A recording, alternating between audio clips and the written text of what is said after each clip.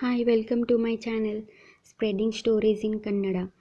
ಗರ್ಭಾವಸ್ಥೆಯ ಕೊನೆಯ ತಿಂಗಳಲ್ಲಿ ಸ್ತನ ಮಸಾಜ್ ಮಾಡಬೇಕೆಂದು ವೈದ್ಯರು ಸೂಚಿಸುವುದು ಯಾಕೆ?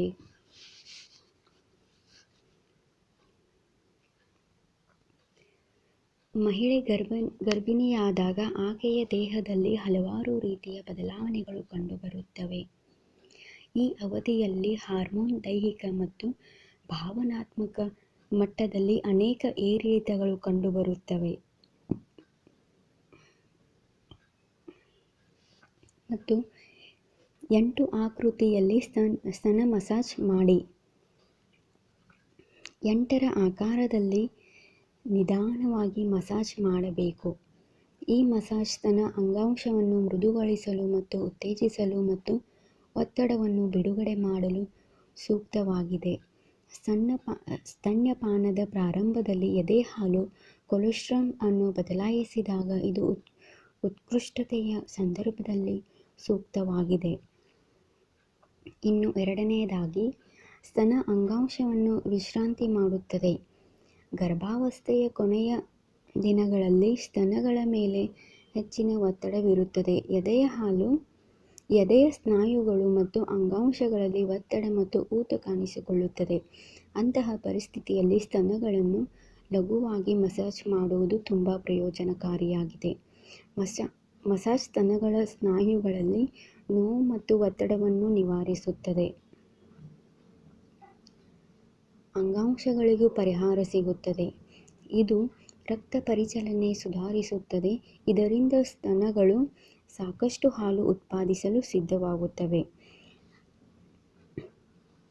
ಹೆರಿಗೆಯ ನಂತರ ಸ್ತನ್ಯಪಾನಕ್ಕಾಗಿ ಸ್ತನಗಳನ್ನು ಸಂಪೂರ್ಣವಾಗಿ ಸಿದ್ಧಪಡಿಸುವುದು ಸಹ ಮುಖ್ಯವಾಗಿದೆ.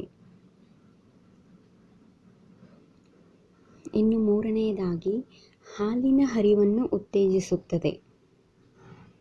ಮಸಾಜ್ ಮಾಡುವಾಗ ಸ್ತನಗಳಿಂದ ಆಕ್ಸಿಟೋಸಿನ್ ಎಂಬ ಹಾರ್ಮೋನ್ ಬಿಡುಗಡೆಯಾಗುತ್ತದೆ. ಈ ಹಾರ್ಮೋನ್ ಹಾಲು ಉತ್ಪಾದನೆ ಮತ್ತು ಹಾಲಿನ ಹರಿವನ್ನು ಉತ್ತೇಜಿಸುತ್ತದೆ. ಇದರ ಹೊರತಾಗಿ ಮಸಾಜ್ ಮಾಡುವುದರಿಂದ ಮೊಲೆತೊಟ್ಟುಗಳ ಸುತ್ತಲೂ ಇರುವ ಅರೋಲಾವನ್ನು ಹೊರಗೆ ಸಿದ್ಧಪಡಿಸುತ್ತದೆ.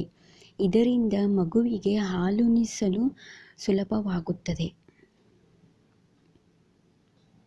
ಈ ರೀತಿಯಾಗಿ ಸ್ತನಗಳನ್ನು ಮಸಾಜ್ ಮಾಡುವುದರಿಂದ ತಾಯಿಯ ಹಾಲನ್ನು ಉತ್ಪಾದಿಸಲು ಸಹಾಯ ಮಾಡುತ್ತದೆ ಮತ್ತು ಮಗುವಿನ ಸಾಕಷ್ಟು ಪ್ರಮಾಣದಲ್ಲಿ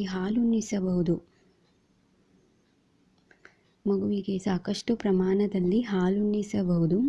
ಇದು ತಾಯಿ ಮತ್ತು ಮಗುವಿಗೆ ತುಂಬಾ ಪ್ರಯೋಜನಕಾರಿಯಾಗಿದೆ. ಒತ್ತಡ ಮತ್ತು ಆಯಾಸವನ್ನು ಕಡಿಮೆ ಮಾಡುತ್ತದೆ. ಇನ್ನು ನಾಲ್ಕನೆಯದಾಗಿ, ಹೆರಿಗೆ ನೋವನ್ನು ಕಡಿಮೆ ಮಾಡುತ್ತದೆ. ಅಂದರೆ ಹೆರಿಗೆಯ ಸಮಯದಲ್ಲಿ ಮಹಿಳೆಯರು ಹೆಚ್ಚು ನೋವನ್ನು ಅನುಭವಿಸುತ್ತಾರೆ. ಸ್ತನ ಮಸಾಜ್ ಮೂಲಕ ಬಿಡುಗಡೆಯಾಗುವ ಎಂಡಾರ್ಫಿನ್ ಹಾರ್ಮೋನುಗಳು ಹೆರಿಗೆ ನೋವನ್ನು ಕಡಿಮೆ ಮಾಡಲು ಸಹಾಯ ಮಾಡುತ್ತದೆ. ಅದಕ್ಕಾಗಿಯೇ ವೈದ್ಯರು ಸಾಮಾನ್ಯವಾಗಿ ಹೆರಿಗೆಯ ಮೊದಲು ಸ್ತನ ಮಸಾಜ್ ಅನ್ನು ಶಿಫಾರಸು ಮಾಡುತ್ತಾರೆ. ಧನ್ಯವಾದಗಳು. ವಿಡಿಯೋ ಇಷ್ಟವಾದಲ್ಲಿ ಕಮೆಂಟ್ ಮೂಲಕ ಹೇಳಿ ಮತ್ತು ಸಬ್ಸ್ಕ್ರೈಬ್ ಮಾಡಲು ಮರೆಯದಿರಿ. Thank you.